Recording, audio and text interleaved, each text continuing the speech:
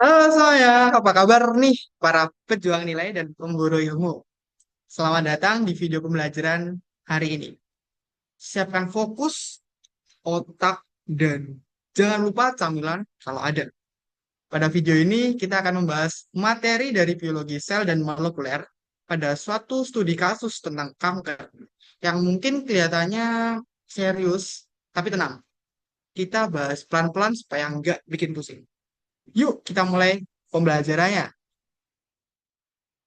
Nah, sebelum masuk ke dalam pembelajaran inti, kita mulai dulu dari tujuan pembelajaran pada video kali ini, yaitu yang pertama menjelaskan pengertian kanker sebagai penyakit akibat gangguan regulasi siklus sel dan pembelahnya. Yang kedua, mengidentifikasi perbedaan sel normal dan sel kanker berdasarkan karakteristik pertumbuhan, diferensiasi, dan kemampuan metastasis. Dan yang terakhir yaitu menjelaskan faktor penyebab kanker, baik faktor genetik, lingkungan, maupun konsep secara konseptual. Kasus kanker di Indonesia menunjukkan kecenderungan meningkat dari tahun ke tahun. Peningkatan ini dipengaruhi oleh berbagai faktor, seperti perubahan pola hidup, paparan lingkungan, serta meningkatnya angka harapan hidup. Kondisi tersebut menjadikan kanker sebagai salah satu masalah kesehatan utama yang membutuhkan pemahaman mendalam, termasuk dari sisi biologi dan molekuler. Selanjutnya, kita masuk pada pertanyaan mendasar, yaitu apa itu kanker? Kanker bukanlah satu jenis penyakit tunggal, melainkan sekumpulan penyakit yang memiliki karakteristik utama berupa pertumbuhan sel yang tidak terkendali. Sel-sel ini kehilangan kemampuan untuk mengatur siklus pembelahan secara normal, sehingga dapat merusak jaringan di sekitarnya. Secara biologis, kanker didefinisikan sebagai kondisi ketika sel-sel tubuh tumbuh secara tidak terkontrol, membentuk massa atau tumor, dan berpotensi menyebar ke bagian tubuh lain melalui metastasis. Pertumbuhan ini merusak jaringan normal di sekitarnya dan dapat mengancam jiwa apabila tidak ditangani. Faktor lingkungan dan gaya hidup berperan penting dalam memicu proses tersebut. Gambar ini menunjukkan karakteristik sel normal. Sel normal memiliki satu inti dengan struktur kromatin yang halus, sitoplasma yang relatif luas, serta tingkat diferensiasi yang baik. Pembelahan sel terjadi secara terkontrol dan akan berhenti ketika fungsi jaringan telah tercapai. Hal ini menunjukkan bahwa sel normal masih berada di bawah kendali regulasi siklus sel. Berbeda dengan sel normal, sel kanker memiliki ciri khas berupa lebih dari satu inti sel dengan kromatin kasar dan nukleolus yang tidak seragam, sitoplasma relatif lebih kecil dan mencerminkan rendahnya tingkat diferensiasi, dan yang paling penting, sel kanker terus membelah secara tidak terkontrol tanpa memperhatikan kebutuhan jaringan sehingga menyebabkan akumulasi sel abnormal. Selanjutnya, faktor genetik menjadi salah satu penyebab utama kanker. Faktor ini berkaitan dengan mutasi pada gen yang mengatur siklus sel dan pembelahan sel, seperti gen pengendali pertumbuhan dan gen penekan tumor. Mutasi tersebut menyebabkan kegagalan mekanisme pengendalian pertumbuhan sel. Perubahan genetik ini dapat bersifat diwariskan atau terjadi selama kehidupan individu akibat akumulasi kerusakan DNA. Nah, selain faktor genetik, faktor lingkungan juga berperan besar dalam terjadinya kanker. Paparan zat karsinogen seperti asap rokok dan bahan kimia berbahaya dapat memicu mutasi genetik. Selain itu, radiasi ultraviolet maupun radiasi penion, gaya hidup tidak sehat, serta infeksi tertentu juga dapat meningkatkan resiko kanker. Faktor lingkungan seringkali berinteraksi dengan faktor genetik dalam memicu perkembangan kanker.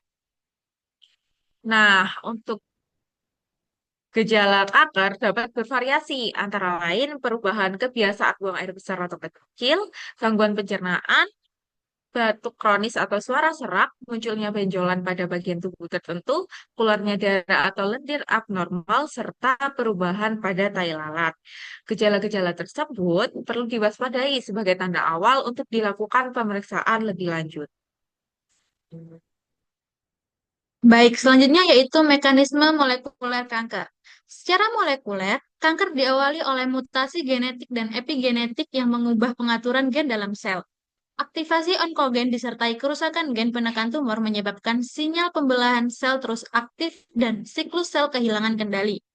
Kondisi ini diperparah oleh kegagalan perbaikan DNA serta terhambatnya apoptosis, sehingga sel yang rusak tetap bertahan hidup. Perubahan pada jalur sinyal utama. seperti RAS atau MAPK dan PI3K atau AKT bersama dukungan mikroenvironment tumor akhirnya membentuk sel kanker yang tumbuh cepat, sulit mati, dan mampu menyebar. Upaya pencegahan kanker dapat dilakukan sejak dini melalui perubahan gaya hidup. Pertama, berhenti merokok dan menghindari paparan asap rokok. Kedua, membatasi konsumsi alkohol. Ketiga, menjaga berat badan ideal dengan tetap aktif secara fisik. Keempat, melindungi diri dari paparan sinar matahari yang berlebih. Kelima, menerapkan pola makan sehat berbasis nabati. Dan terakhir, melakukan vaksinasi serta deteksi dini secara rutin.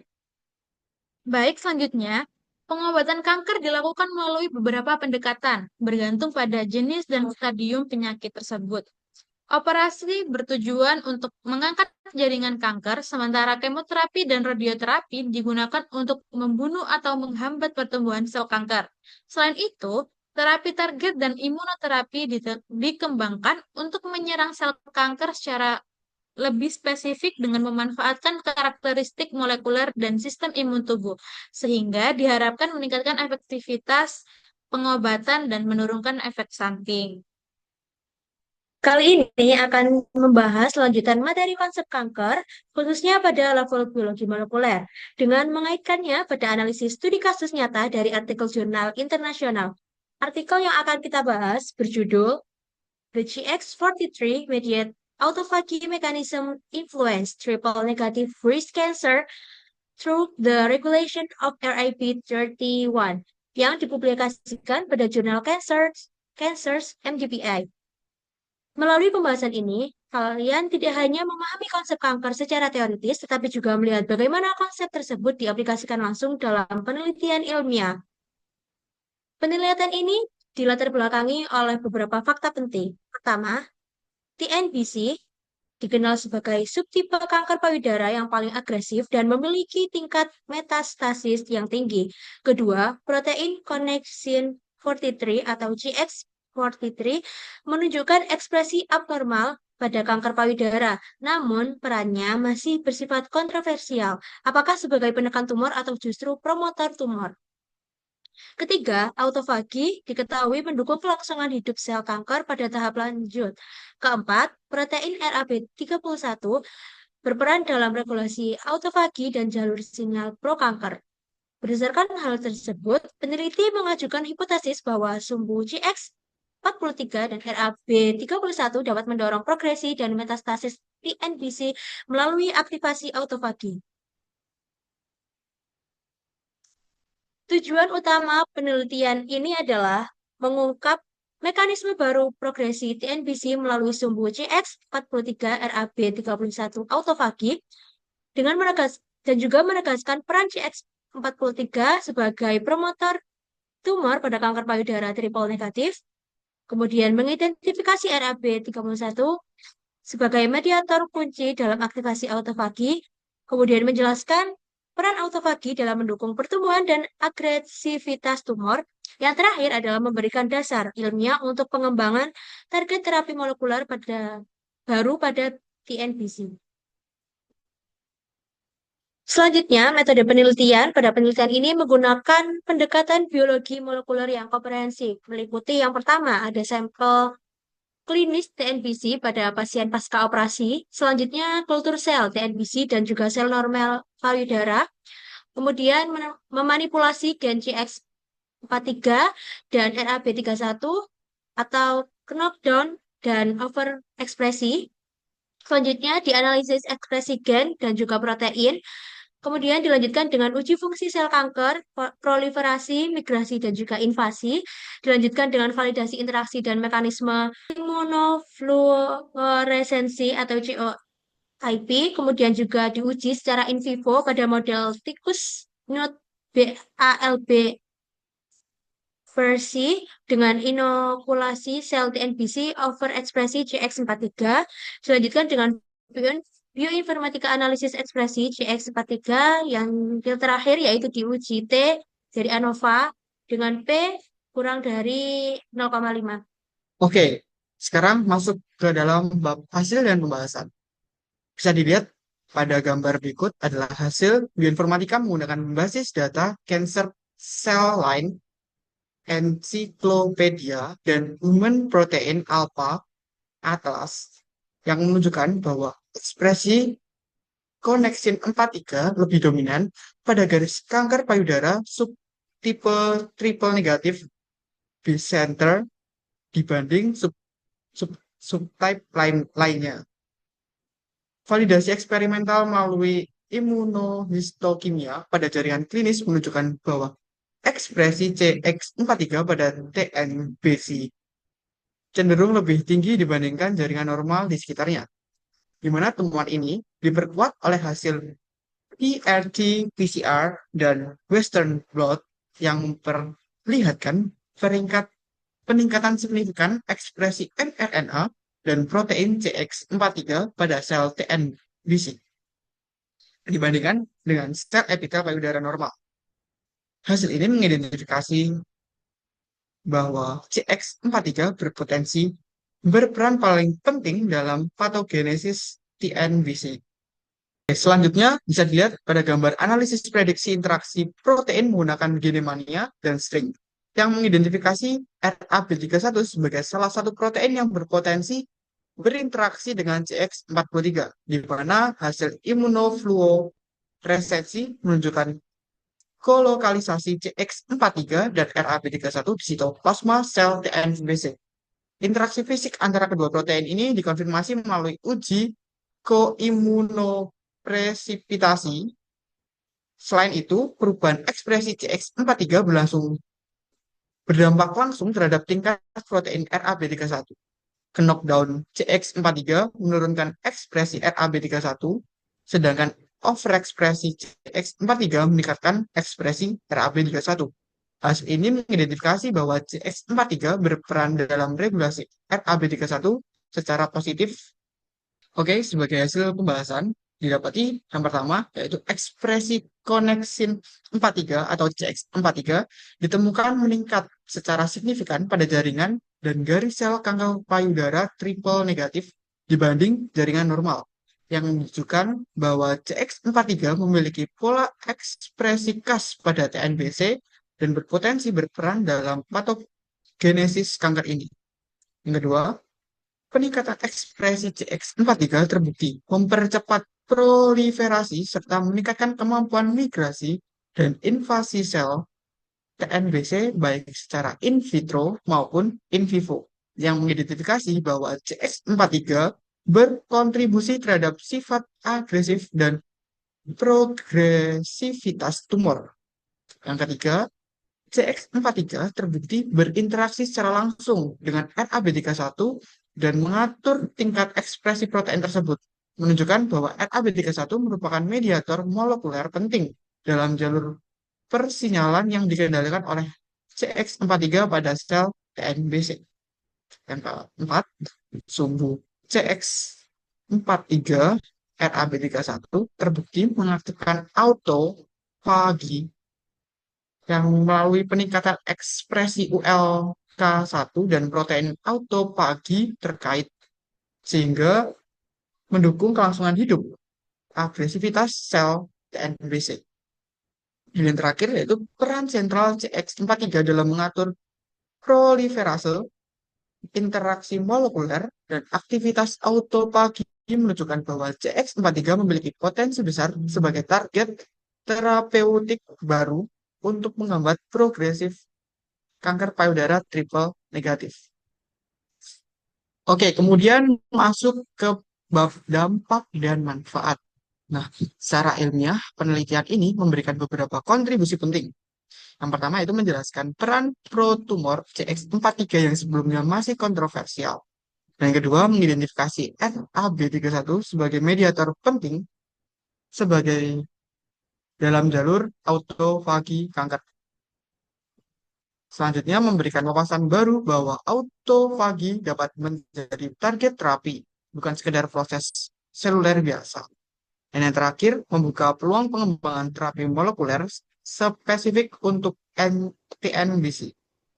Nah, masuk pada kesimpulan, di mana berdasarkan hasil penelitian yang dianalisis, dapat disimpulkan bahwa koneksin 43 atau CX43 diekspresikan lebih tinggi pada jaringan triple negatif cancer atau TNBC dibandingkan jaringan payudara normal yang berperan penting dalam progresi kanker.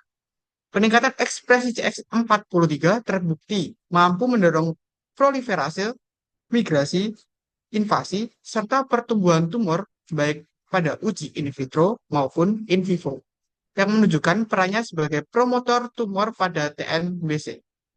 Penelitian ini juga menunjukkan bahwa CX43 berinteraksi secara langsung dengan RAB31 dan mengatur ekspresi protein pada sel TNBC.